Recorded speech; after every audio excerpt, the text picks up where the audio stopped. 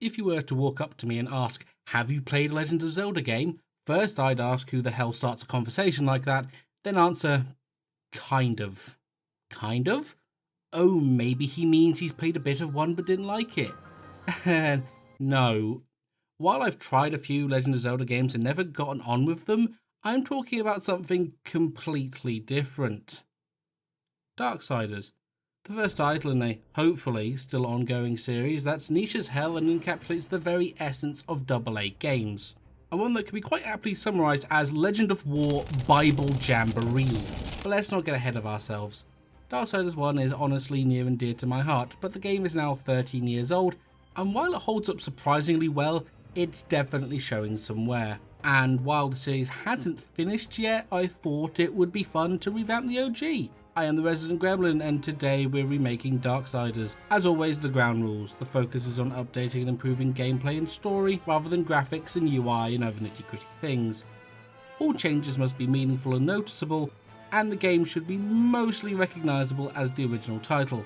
Without further ado, let's get started. Aha! You were expecting me to talk about the gameplay first, because I always do. Get bamboozled! Okay, no, but seriously, there's a reason we're doing the story first, and it's that the story is astoundingly good. Mostly. I would not blame you for not picking up this game because both the aesthetics and the plot synopsis read like edgy fanfiction of the Book of Revelation. And you're right, honestly, but when you get past that, you'll find a genuinely entertaining plot that keeps you engaged without constantly telling you to be. It's edgy and it's brutal, but there's plenty of intrigue and foreshadowing that really propels it forward. Not to mention the characters, the sleazy merchant Volgrim, the imposing Samael, and then there's War himself, which manages to make the stoic, violent protag thing work surprisingly well. While you aren't given their full background and biography, they are plenty fleshed out that obvious thought has gone into their creation. But if we rewind to something I said earlier, astoundingly good. Mostly. There's a nasty little qualifier there that needs addressing. Where the game really falls short is the Chosen, the 5 bosses that serve the Destroyer, who in turn serves the Devil from the Bible, because much like a lot of Legend of Zelda temple bosses, they are very one-dimensional. We have Bat with Boobs, Weird Crab Bug, Giant Worm, Big Spider, and my personal favourite, literally just a very tall orc. Their disappointing designs aside, they really are set up simply to be obstacles to the player.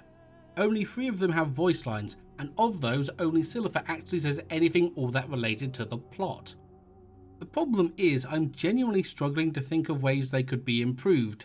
The issue is that, lore-wise, the Destroyer picked the strongest demons to guard Samael's prison, which doesn't mean the smartest or most eloquent. However, when you compare them to the rest of the cast, especially something like Samael, they come across painfully generic. Honestly, I feel like revamping their boss fights would go a long way to making them better, but we'll get to that later. The only other issue I have with the story is the final act, and the issue isn't the story itself, but rather the pacing. See, they introduced the Armageddon Blade, the weapon used to set the events of the game in motion, and the only thing that can kill the Destroyer, but it's broken into 7 pieces that are scattered around the world. And by scattered, I mean haphazardly dotted around the overworld in easily accessible places. So the game has you spend an hour or so just wandering from spot to spot collecting the MacGuffins, immediately after being taken to the door of the final boss, which kinda kills any momentum the story had. Not to mention they are literally sat in the open and only not accessible because you didn't have the funny mask. The best way I could see to improve this would be to instead have the pieces be located in a final dungeon that's only accessible once you have the Shadow Mask. But it's made of small but complicated puzzles, and instead of dumping you out of Eden at the final boss's door, you're dropped at the hub and then have to head to the dry roads where the entrance is located. That way, we can still have the blade piece hunt and keep the secondary fight without the annoying busy work. However, we would likely have to shorten the Black Throne dungeon quite a bit, but that's no real loss. I will stick with my earlier statement that the gameplay has aged surprisingly well. While nothing about it has become unplayable, there's always room to improve, and there are some aspects that aren't looking so good, or probably weren't good to begin with. Let's start with the combat. Essentially, Darksiders plays like God of War Light with Legend of Zelda targeting. It has a few simple basic combos, and the secondary weapons use mostly the same buttons as Chaos Eater. But honestly, that works in the game's favour because it allows for more freeform combat. Or it would, but the weapons don't combo well into each other for two reasons: the recovery on certain moves and the absurd amount of knockback. Now, these things on their own aren't terrible. The secondary weapons can almost always be used for string enders, especially with aerial combos, and knockback can be mitigated or even used to your advantage. But both together really limits your options.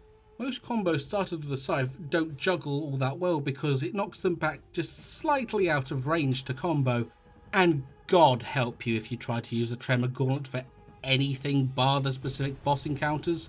So I propose we standardise the knockback, opening up more combo options and potentially making the Tremor Gauntlet less of a joke. Secondly, we have the spells. Now, spells sit on a spectrum of decent to affliction. Now, the thing is with affliction is that affliction is fucking broken. At high levels, it can literally solo entire encounters and completely annihilate super enemies. On top of this, it grants iframes while it's being cast, and the only downside is that it costs 2 wrath, which, considering you can get 10 bars, is not the price they thought it was. And I find it extra funny that Immolation, an arguably weaker spell, costs way more. So I suggest we nerf the hell out of it. Moderately lower the damage per tick and make it work like Immolation or Stone Skin, but keeping the minimum cost to 2 wrath. So while it's strong, it isn't so fire and forget that it renders everything else obsolete. Next up, we have Chaos Form. Chaos Form is Darksiders' equivalent of Devil Trigger or Spartan Rage, where you transform into a giant flaming demon thing. So why is it so lackluster? Don't get me wrong, it is by far the highest damage output in the game short of affliction, but it feels so limiting. Other super forms typically improve your basic moves with modified effects or just straight up higher damage. But Chaos Form locks you out of spells and all your combos, leaving you with 1 3-hit combo or a 2-hit heavy, and that's it. Oh, and just using your grab command ends it. I kind of understand why it's like this. Chaos Form is a huge lumbering behemoth, so they aren't going to want you doing some crazy juggle combos, but I'd honestly want at least some variation in how it plays. To that end, I think we should overhaul it considerably. Firstly, convert some of Chaos Eater's attacks into chaos moves. Add in the launcher, the orbital slash, the pause combo, with naturally increased damage and AoE, and make heavy attacks spike aerial enemies. Secondly, make the spells work in a modified way. Blade Geyser could be shooting a trail of blades forward. Stone Skin could have a huge knockback, Immolation enhances your attacks with waves of fire, and Affliction can cause damage over time in an AoE around you. All at no cost, maybe? You're likely having to lower the damage a smidge, but with the added options it would still be ungodly powerful and fulfill the giant demon fantasy. Next up, the enemies. It's generally a good idea for these types of games to have a good variety of enemies to make sure things don't become stale, and for the most part, Darksiders does this pretty well. Angels, demons, the undead all get a good amount of representation. Most enemies feel and fight differently. However, there comes a point when the encounters end up samey. A room full of phantom guards, typically accompanied by a champion or shield lord or grapple claw, designed to be sponges. That, and they just start recoloring earlier enemy types, and that's boring, especially when you have so many other cool enemies like the Wraith, the Shadowcaster or the Murfires. Simple solution would be to give enemy counters more variety, different super enemies in later fights, and maybe introduce a late game mob that isn't just the Phantom Guard. I'll keep bringing it up, but DMC managed this in 2005. A game from 2010 doesn't have much of an excuse. Moving away from the combat now and into the Zelda part of it, let's start with something annoyingly late game. Ruin, War's horse. Only unlocked in the last third of the story, which enables War to ride around the world on horseback. Sort of. because there are a very small amount of places you can ride around, and every single one is a place you've been to before at this point and likely have the serpent hole unlocked. So outside of riding around the Ashlands, you don't actually get much use out of him. Rather than increasing the space you can ride Ruin, my suggestion would be to incorporate Ruin into the combat some way. Maybe as a wrath ability, or perhaps as the buttons that summon him instead cause Ruin to charge across the arena, trampling everything in its path. It isn't a massive change, but without completely revamping the game world, there isn't much that can be done to give you more horse time. Next we have Wall's equipment, essentially this game's version of the Zelda dungeon items. But unlike the Zelda items, these ones tend to stay relevant and required outside of their dungeon, with some of them even having actual uses in combat. However, there are some that just suck. I'm going to exclude the portal gun Void Walker because, to be fair to it, while it's super gimmicky and can only be used in specific places, it was introduced in the final dungeon and there was never going to be much time to use it after anyway. But these two? Oh, let's talk about these two. Mercy as a weapon literally has one use, and that's the Ashworms. All two of them. Otherwise it does mediocre damage to enemies, and that's even the case when you have the augment that drastically increases range damage. What I'd suggest, instead of being a weird auto cannon thing, have it be more like an actual cannon. Give it an ammo system similar to Darksiders 2, but with lower capacity. But for that trade-off, the gun has higher damage, and hell, let's give it the ability to stun/knock enemies back out of their attack. Because why not? Then there's the Earthcaller. If Mercy was disappointing, Earthcaller is downright depressing. It is only ever used for its intended purpose 3 times, and all 3 of those are in the first half of the game. And while it has combat applications, those applications are it knocks enemies back. Which, as we've already discussed, so does everything else. It becomes completely worthless, but we could do some things to improve it greatly. Firstly, have it rebound projectiles if used at the right timing. Simple one, but honestly a use case the game doesn't really explore. Secondly, if we used it while locked on, have it launch a shock blast at the target, knocking them out of the sky or potentially stunning them if they're a larger enemy. Again, simple idea. But I wouldn't be doing my job if I didn't talk about its intended use. It wakes up these stone giant guys. Now that's fine, but it feels like it could have been an interact prompt rather than a full item. So what if the horn also knocked down walls to secret areas in dungeons in the overworld? It would probably need some signposting like Volgrim's shops, but could add some more interesting exploration options. But there is something else about the horn that's not directly connected, but is somewhat related. The Watcher Gates. See, for the second and the third use, these stone giants will tell you that they've been cursed by things nearby, and you have to go kill them. The annoying thing is that they are silly little challenge rooms that are dotted around this area of the overworld, and are one of the most obvious forms of padding I've ever seen. I generally don't hate when games do this, but when you have to run back and forth between portals, it gets a bit tedious. So I suggest that instead of these portals, there's a single one and you have to clear all the floors to break the curse. It's only streamlining, but God, streamlining is what this one needed. And that allows me to easily segue into the puzzles. See, the puzzles in Darksiders are very simple affairs. And simple isn't bad, but these ones are frankly so simple that sometimes calling them puzzles is a stretch. It is very common for the puzzles to be solved by pressing every button in the room once, which for early game is fine enough, but when it's the final dungeon, no dice. Especially when you remember how clever the counterweight puzzle in the Black Throne is. Otherwise, they mostly rely on timing or time limits to add to the complexity, which isn't great either. It's a sweeping suggestion, but we need to overhaul most of the game's puzzles to be somewhat challenging. Now, making a good puzzle is a task and a half, and while I would love to give a detailed breakdown of all the existing ones and how to improve them, I do not have the time or the brain cells to really do it justice. Okay, I feel like this is a good time for me to reiterate that I genuinely love this game. I realise I've been pretty critical of Darksiders outside of the story, but I've always been of the firm belief that you are more likely to criticize something you like, or at least want to like. That disclaimer out of the way, the bosses in this game are all over the place. For every good boss, there's one that sucks. But firstly, let's give all the bosses health bars. I generally am not a fan of boss fights that don't, especially if you have no way of telling how close they are to death at a glance.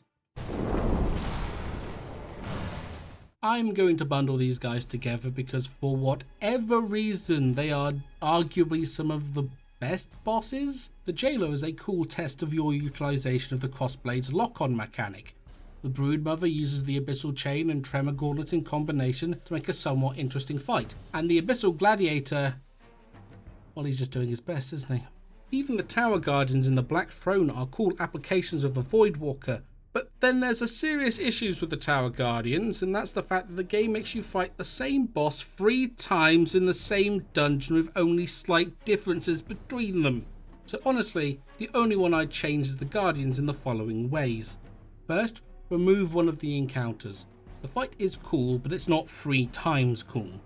This would also help with shortening the Black Throne on the whole, because frankly this dungeon drags on and the puzzles are again oddly basic. That's not the focus for right now. Secondly, make the second fight different from the first. First fight uses the Voidwalker to launch yourself airborne to land on the machine to open up for attack. The second one is the same, but with the pads are shielded, and the third is the same, but they're on the walls. It's kinda boring, but you see early in the dungeon there's a counterweight puzzle where you have to push blocks through portals. So what if we built on that?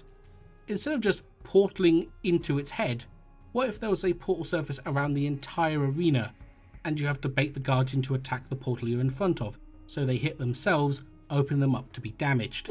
Makes use of a one-time mechanic and makes the fight different to the first without even changing the basic conceit of it. You like my terms.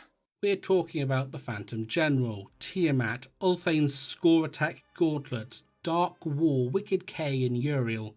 Fights that are by and large good encounters that are solidly designed without being gimmicky. Or at least too gimmicky. Ulthane's fight is so heavily skewed in your favour it's actually more difficult to lose it. The only thing I could really ask for is Uriel's fight to be more sword fight centric. As it stands, she has like 3 sword attacks and spends the rest of the fight magic spamming. I think more people would prefer this to be an actual duel rather than Darksiders' equivalent of spamming magic missile. And now we're into the actually bad fights, and ironically they're most of the Chosen. The issue is that they are extremely one-dimensional fights, using the dungeon item to create an opening, attack them, rinse, repeat. And while Tiamat also falls into this, she also has chunks of the fight that test your parrying skills and situational awareness. The Griever, on the other hand, well, she can be quite simply summarised as... I like trains. She stands at one end of the tunnel and you have to punch a train into her twice to create an opening to attack. After which she summons some flying ads that are more like health packs than enemies, and you repeat the process again. And the worst part is that due to her slow animations, you can knock her down before she gets a chance to attack. So it's also insultingly easy. To fix it, I want to incorporate her bugginess. She's pretty mobile when encountering her throughout the dungeon, so instead of having her sat perfectly still, have her crawling around the walls and the ceiling, and you have to use the train to knock her down. How? Well, make the arena bigger and add a turntable where you can punch trains into the wall she's on, up a damaged track that sends the car into the ceiling.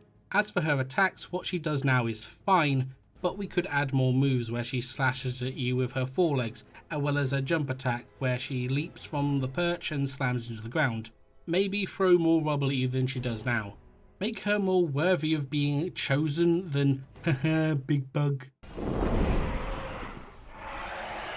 So these two have been lumped together because they are basically the same fight. The worms are the only bosses that require the gun, and it's about as tedious as it sounds. Just ride around shooting into its mouth until it dies. Stygian has some extra steps because you have to remove the muzzle with your sword before you can, but it's more busy work than anything. Combine this with the massive empty arena and the fight is just kind of awful. What we could do is keep the Ashworm the same, but only use it as a basic premise for the Stygian. He's the biggest one of them all, so clearly we need to do more. Shoot the Stygian in the mouth so he enrages and charges at you, followed by a QTE to land on his head. From there you drive him into one of the walls, which would stun him, opening him up for you to attack his weak point in his mouth. Worm rodeo, anyone? My children will dance to the music of your screams. It's honestly interesting how people can take a grappling hook and make it boring. The Silver fight is honest to God you just wailing on giant spider ass and using the abyssal chain to close the distance on her, all while she teleports around an empty room, making the lock-on camera induce motion sickness. There's no gimmick other than hitting her really hard. Now there are some super easy ways to use the grappling hook in a much more interesting way here. Firstly, have the room be several platforms held up by Silver's webs, with grappling points between, so we can have them fall or be destroyed as the fight plays out. Additionally, we could use the grappling hook itself to pull her off the walls, or maybe have bombs dotted around so we can destroy the section she stood on. Also, have the teleporting be less aggressive. Seriously, I don't have motion sickness, but this was messing with my head. Additionally, why not make her teleport you around as well? Would probably sell her power a lot more than simply rave teleporting. Oh, Straga. You went from kinda cool to painfully boring. First encounter, the one you lose in a cutscene, has you throwing cars at him while he smashes the ground about like he's moving a dining table solo. It's not complicated, but it's intense and it fits the tone. The true fight's lame. It's the chest-high platform giant boss fight, but then they realised they had to shoehorn in the Voidwalker mechanic, so when he puts his club behind his head, you pop the portal and stab the convenient weak point on his back, and then wail on his face for a bit. Repeat that 3 times, fight's over. I don't hate that the Voidwalker is required. Probably the coolest part of the fight is using the portals to avoid his sweep attack. No, the issue is its implementation. So instead of a convenient weak point, why not again reuse the launching objects through the portal mechanic, pushing those huge cube things to smash him into the back of the head? Maybe use the gun or crossblade to drop rubble in as an option as well. Alternatively, you could use the portals and other equipment to climb Straga and hit him in specific points, a la Shadow of the Colossus. Anything other than just waiting for an opening all fight. I choose what once the cowards did not. The final boss fight of the game, while not terrible, is pretty disappointing. However, the issue is different between the phases. Phase 1 is a mechanical one, and Phase 2 is aesthetics. Starting with Phase 1, you are facing down a giant demonic dragon, which would be cool if he didn't just have 2 attacks. Slash and slam. Tiamat feels more like a dragon than the actual dragon. Make him breathe fire, cast meteors, fly by Slash the damned arena. Something that demonstrates he is the most powerful being on Earth at this point and actually requires the world-ending sword to even hurt. Second phase is honestly the sword fight I wanted from Uriel's fight, and I genuinely don't hate it.